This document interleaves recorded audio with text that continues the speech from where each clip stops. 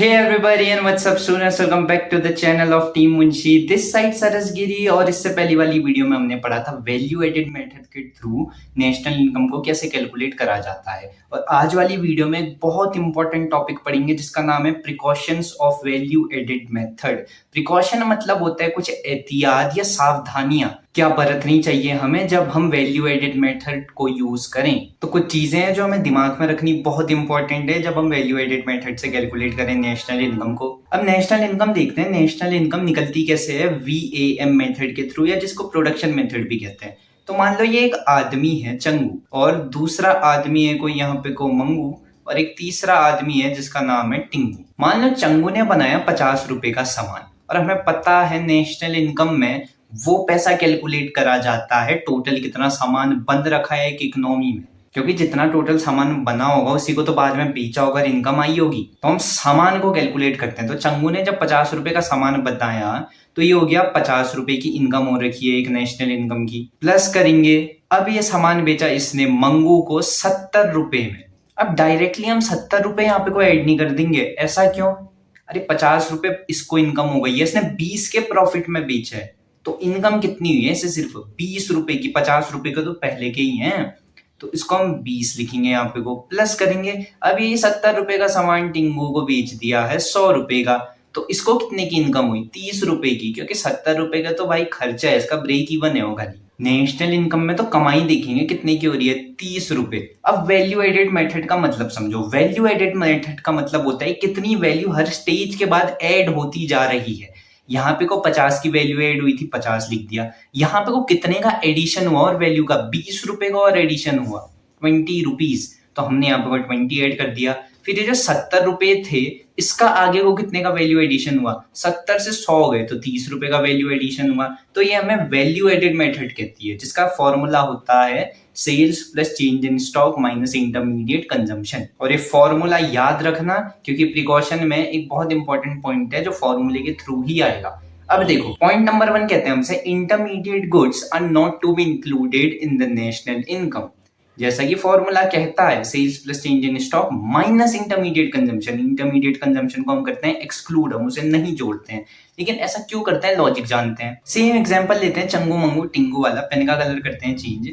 इस बार ये है चंगू, ये है मंगू, और ये है टिंगू। चंगू मंगू और टिंगू यहाँ पे को लिख देते हैं। चंगू ने बनाए गेहूं से मैदा। चंगू ने गेहूं से मैदा बनाया जो था 10 रुपए का, ठीक है। अब ये मैदा खरीदा मंगू ने, और ये मैदे से मंगू ने बनाए 20 रुपए के समोसे, और ये 20 रुपए के समोसे टिंगू को बेच दिए। और ये मैदा जब खरीदा मंगू ने, 10 रुपए का तो बेचा नहीं होगा चंगू ने, जेन्युइन सी बात है, वो भी प्रॉफिट देखेगा।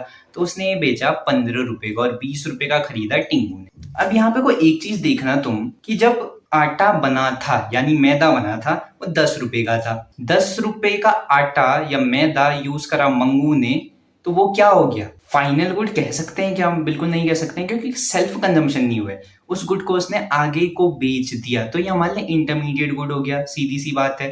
इंटरमीडिएट गुड जब यहाँ 15 रुपए का था और यहाँ 20 रुपए का था, तो हम क्या करेंगे? एक ही वैल्यू को ऐड करेंगे। एक ही वैल्यू मतलब 20 रुपए। अब ऐसा क्यों करेंगे और डिटेल में समझाता हूँ। 10 रुपए तो पहले ही ऐड हो गए थे, जो मैंने यहाँ पे को कहा वैल्यू एडिशन तो जितने का हुआ था वही जोड़ते हैं हम वैल्यू एडेड मेथड में। अब लेकिन जब ऐसा करें कि भाई चंगू ने 50 का बनाया था, फिर वैल्यू कितने की ऐड हुई? 20 की हुई, फिर कितने की हुई? 30 की हुई। ऐसे बिल्कुल मैन्युफैक्चरिंग यूनिट से हमें कंज्यूमर तक जाना पड़ेगा ताकि एक वैल्यू ढूंढते हुए चले। तो हम क्या करते हैं, हम पीछे की वैल्यू सारी छोड़ देते हैं। पीछे की वैल्यू जितनी भी है, कितना भी बेचा हो किसी ने, वो नहीं जोड़ेंगे। हम वो जोड़ेंगे जितने में कंज्यूमर ने खरीदा हो टोटल। मतलब ना तो 10 रुपए ऐड करेंगे, ना 15 रुपए ऐड करेंगे, सीधे 20 रुपए कर देंगे। तो 20 रुपए इंटरमीडिएट गुड तभी कहता है इंटरमीडिएट गुड को ऐड मत करो, 10 रुपए को भी मत करो, 15 को भी ना करो, सिर्फ 20 को करो। अगर हम पीछे वालों को भी ऐड कर देते क्या हो जाता? 20 ही हो गया, प्लस 15 कर देते और प्लस 10 कर देते, यह आता तुम्हारा 45। लेकिन अगर वैल्यू देखी जाए, यहाँ तो 10 की वैल्यू बनी, चलो 10 रुपए ये हो गए, प्लस यहाँ पे को कितने का वैल्यू एडिशन हुआ? 5 रुपए का, तो 5 ऐड कर देंगे। प्लस इसके बाद कितने का वैल्यू एडिशन हुआ? 5 रुपए का, क्योंकि 15 से 20 रुपए का बेचा हो 5 का। वैल्यू एडिशन तो 20 का दिखा रहे हैं एक्चुअल, लेकिन हमारा तो सब ऐड करके 45 आ जा रहा है। ऐसा इसीलिए क्योंकि डबल काउंटिंग की प्रॉब्लम आ गई है यहाँ पे को। अब डबल काउंटिंग की प्रॉब्लम 10 रुपए भी ऐड हो गए, 15 रुपए भी ऐड हो गए, 20 रुपए भी ऐड हो गए, तो हम क्या करते हैं प्रॉब्लम ना आए इसीलिए लास्ट की जितनी वैल्यू है उसे ही ऐड करेंगे। यहाँ पे कोई एग्जाम्पल देख लो, 50, 20 और 30 का था। टोटल वैल्यू कितनी थी यहाँ पे को जो टिंगू ने खरीदा? 100 रुपए। अब यहाँ पे को वैल्यू जोड़े 50, 60, 70, 80, 90, 100, 100 ही तो आ रही है। जो हमने 50 यहाँ का जोड़ा था, 20 यहाँ का जोड़ा था और 30 यहाँ का जोड़ा था, 100 ही तो आ रही है वैल्यू। तो लास्ट की वैल्यू को तुम ऐड कर दोगे, इसलिए इंटरमीडिएट गुड को हम इंक्लूड नहीं करते हैं क्योंकि इससे प्रॉब्लम क्रिएट होती है डबल काउंटिंग की। सेकंड आ जाओ, sale and purchase of second hand goods is not included. अब जैसा कि मैंने पहले भी कहा था इंटरमीडिएट गुड जो है उसको ऐड नहीं करते, तो सेकंड हैंड को भी नहीं करेंगे। ऐसा क्यों? सेकंड हैंड की वैल्यू तो एक बार नेशनल इनकम में आ गई होगी, दोबारा नहीं जोड़ेंगे उसे। हाँ ये हो सकता है, देखो ये चंगू है, ये मंगू है और बीच में कोई टिंगू है। टिंगू ब्रोकर का काम कर रहा है कि ये कमीशन खाएगा। चंगू को बेचनी है बाइक, चंगू को बेचनी है बाइक, बाइक उसने बेची टिंगू को और टिंगू को खरीदनी है, ठीक बाइक। तो चंगू ने कहा मंगू से यार मेरी बाइक बिकवा दे, मंगू ने वो बाइक बिकवा दी टिंगू को। अब ये बाइक हो गई थी पुरानी, तो उसकी वैल्यू सिर्फ रह गई थी 100 रुपए।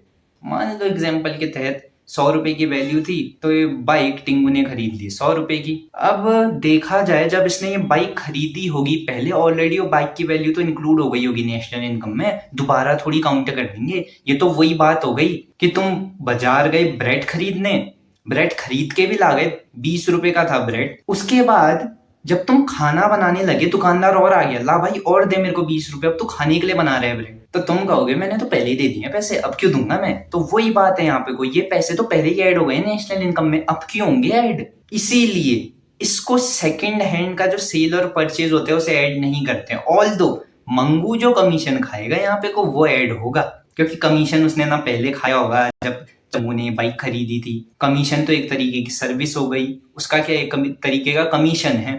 तो मंगू एक तरीके की इनकम जनरेट कर रहा है, इसलिए नेशनल इनकम में ऐड करेंगे उसे। तो सेकंड भी क्लियर हो गया यहाँ पे। थर्ड है imputed value of owners occupied house should be included. इसका मतलब क्या हुआ? देखो जिस घर में तुम रहते हो उसमें बहुत सारे रूम होंगे, कुछ किचन होंगे, वॉशरूम होगा, बाथरूम होगा, बेडरूम होगा। तो वहां पे को तुम रह रहे हो, कोई अमाउंट पे कर रहे हो क्या अपने पेरेंट्स को? नहीं कर रहे हो, पैसा कमा के तो नहीं दे रहे हो ना भाई ये मेरा रेंट है 15,000 का, नहीं दे रहे हो।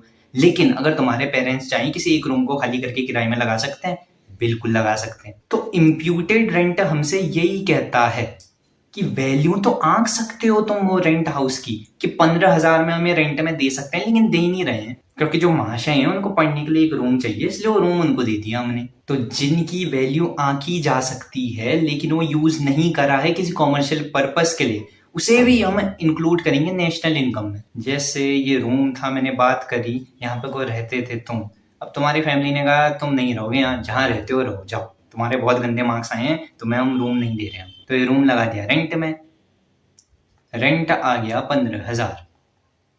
तो 15,000 तो ऐड होगा, जैसा कि तुम्हें पता है इनकम जनरेट हो रही है। लेकिन मान लो इन्होंने कहा चलो यार अब तेरे अच्छे मार्क्स आ गए हैं इस महीने, रेंट वाले को निकाल देते हैं, तो वापस रूम में आ जा। अब 15,000 तो दोबारा मिल नहीं रहे हैं, लेकिन ये रूम की वैल्यू क्या थी? 15,000 थी। भले ही उन्हें पैसे मिल रहे हों या नहीं मिल रहे हों, तब भी हम ये पैसा इंक्लूड करेंगे नेशनल इनकम में, जिसे कहते हैं इम्प्यूटेड रेंट या इम्प्यूटेड कमीशन भी कह सकते हो। जैसे जो दिया नहीं गया है, कई बार होता है कि जो ब्रोकर है वो रिलेटिव निकल जाता है तो उसे कमीशन नहीं देना पड़ता है, लेकिन कमीशन की एक वैल्यू तो बनती है उस समय, उसे इम्प्यूटेड कहते हैं कि वैल्यू तो बनती थी देने के लिए लेकिन दी नहीं गई है किसी कारणवश। चौथा आता है change in stock of goods will be included, जैसा कि फॉर्मूले में sales plus change in stock, change in stock को करते हैं हम प्लस, तो चेंज इन स्टॉक को करेंगे हम इंक्लूड नेशनल इनकम में।